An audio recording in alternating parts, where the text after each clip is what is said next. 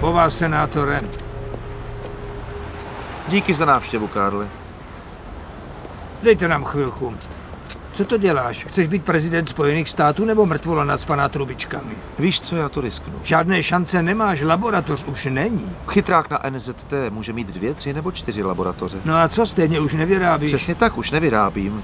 Přišel jsem na něco lepšího. Jakmile víš, co v tom je, můžeš to předělat. Už neberu, Karle.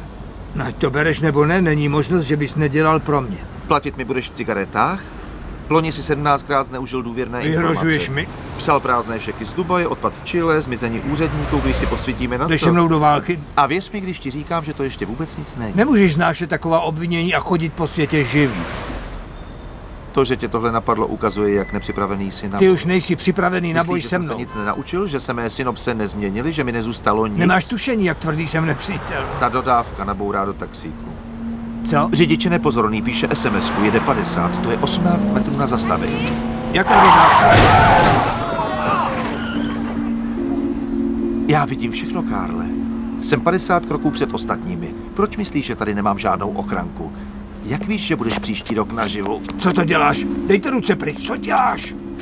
Něco tam pumpuje na půl výkonu. Stěny srdce máš narušené, chlopeň aorty je stažená, dej si ji vyměnit. Ale to ty už víš.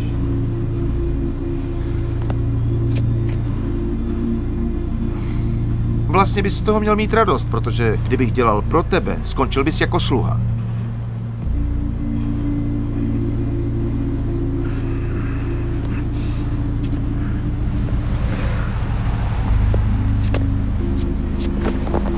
Až vychladneme, promluvíme si. To bych neřekl. Nezapomeň volit.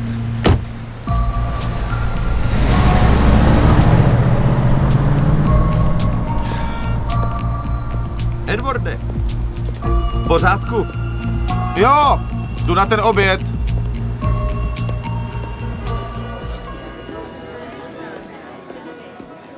Promiň, jdu pozdě. Ahoj, to nic. Jak ses měl? No, už bylo líp. Nezvyknu si na ten účes. Na ulici bych tě nepoznala. Jsem nový člověk. Už jsem objednala. 大大面2个球友兵轻松下轮下，你千万不要给我违禁啊！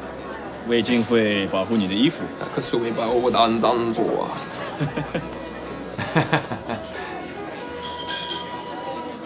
！Co je?